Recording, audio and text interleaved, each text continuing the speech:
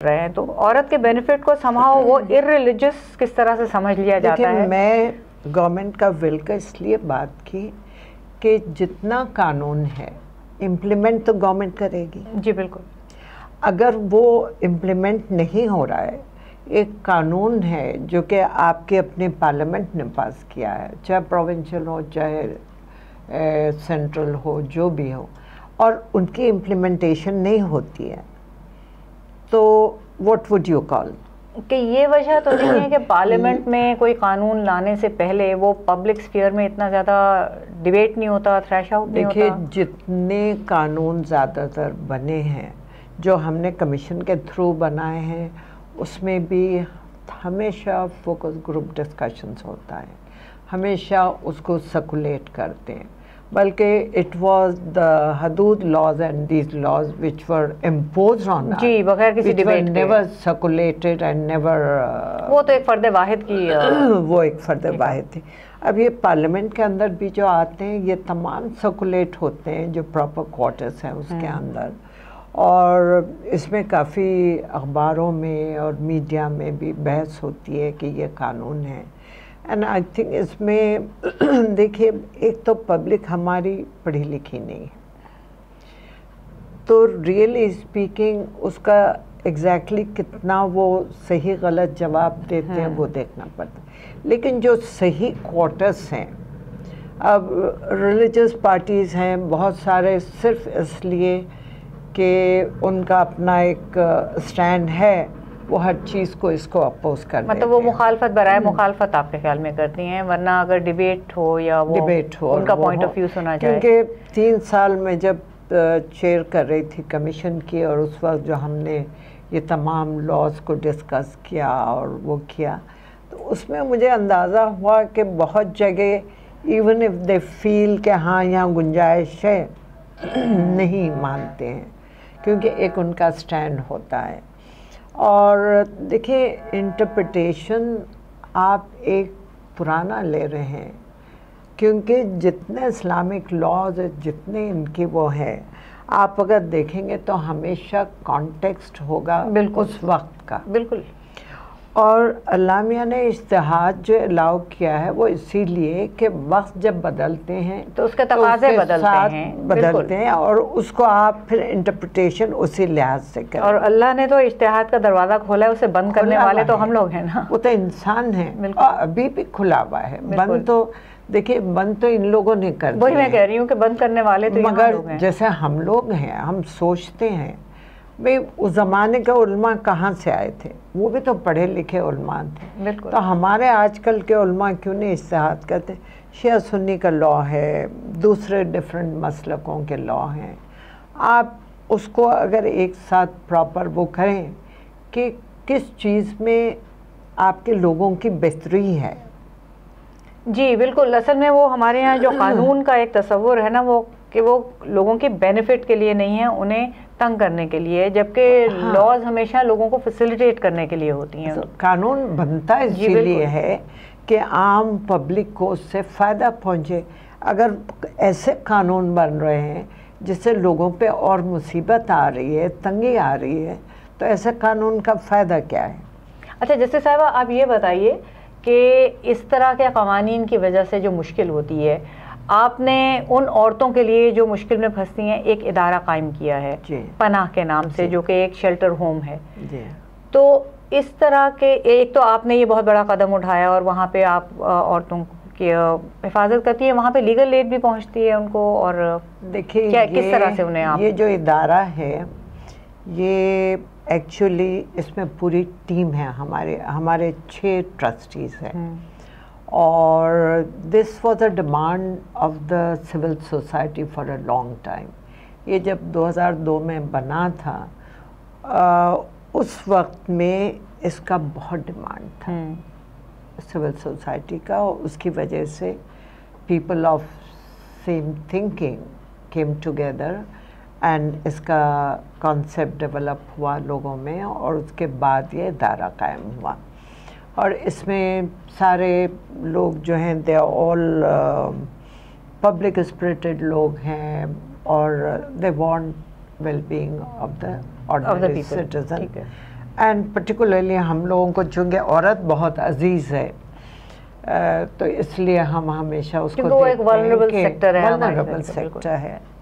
उसके लिए इस इदारे में न सिर्फ ये कि बोर्डिंग लॉजिंग है, बल्कि लीगल सर्विसेज हैं, फ्री हैं, ट्रांसपोर्ट कोर्ट को देते हैं, हम फ्री देते हैं, मेडिकल सर्विसेज हैं, एक डॉक्टर आती है वीकली जो चेक करती है। हमारा पंजवानी हॉस्पिटल, चूँकि नादरा पंजवानी हमारी ट्रस्टी हैं, हमारा जो है हॉस्पिटल के अंदर तमाम सर्विसेज फ्री हैं एंड वी पे फॉर द मेडिसिन्स। अच्छा, इसके अलावा पर्सनल औरतें आती हैं विद नो क्लोथ्स, बच्चे 3-3, 4-4 आते हैं, उनका कोई कपड़े नहीं होते। We keep like clothes bank and shoes bank and everything. फिर इनके पर्सनल नीड्स जो होती हैं, यानी इनको अपनी हाइजीन कैसा मेंटेन करें वो भी नहीं पता होता है, इनकी पर्सनल नीड्स को किस तरह कैटर करें वो भी नहीं पता होता है।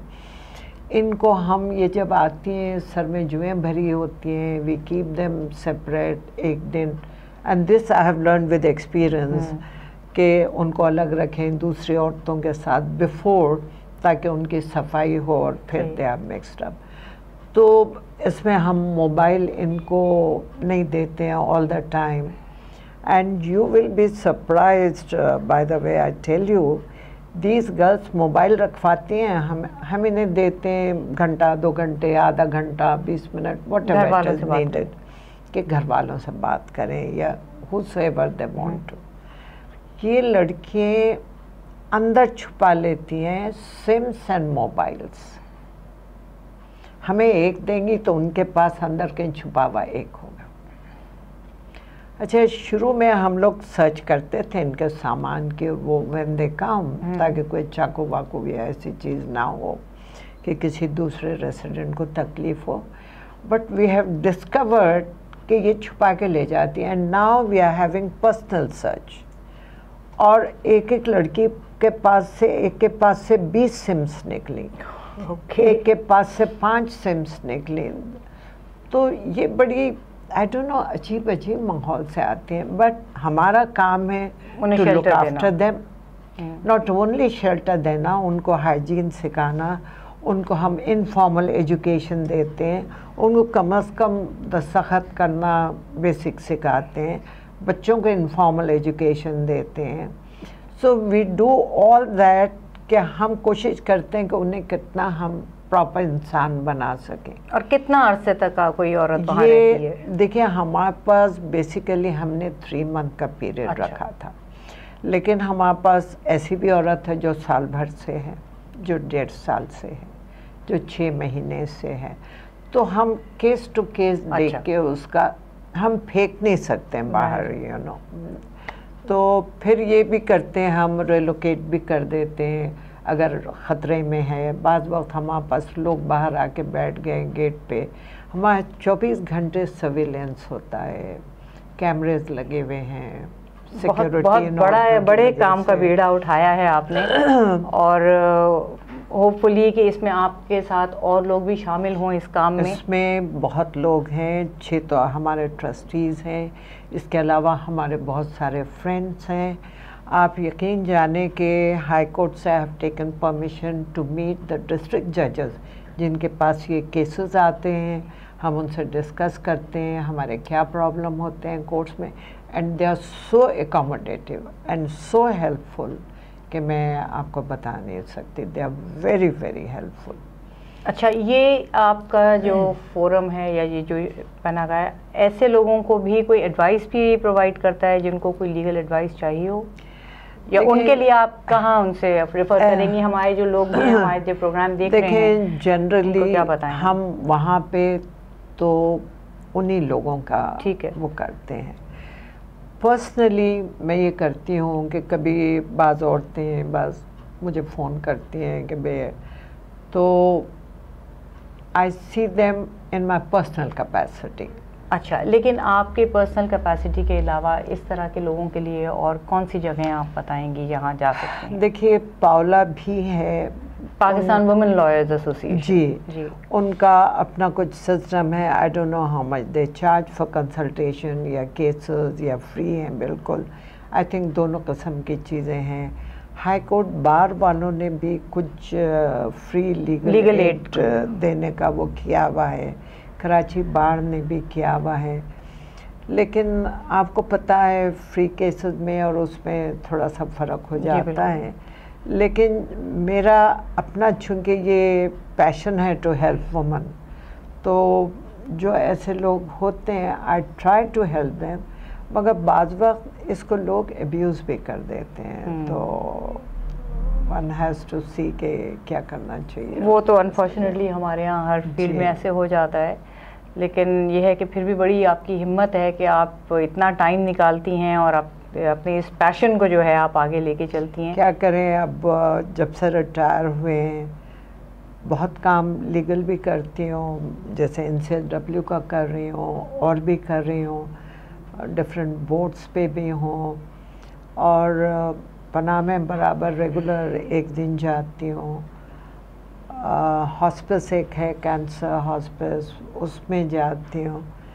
मगर ये कि आई ट्राई माई बेस्ट के what the country has given me, what God has given me, if I can repay by helping people. और अगर यही स्पिरिट आप लोग भी रखें कि आप इस मुल्क को अपना समझें और इस मुल्क की वजह से आपकी एक शनाख्त है और इस मुल्क को आप भी कुछ वापस देने की कोशिश करें, मेरे ख्याल में यही स्पीक फॉर चेंज का हमारा एक मकसद पूरा हो जाएगा। आइंदा मुलाकात होगी। शुक्रिया।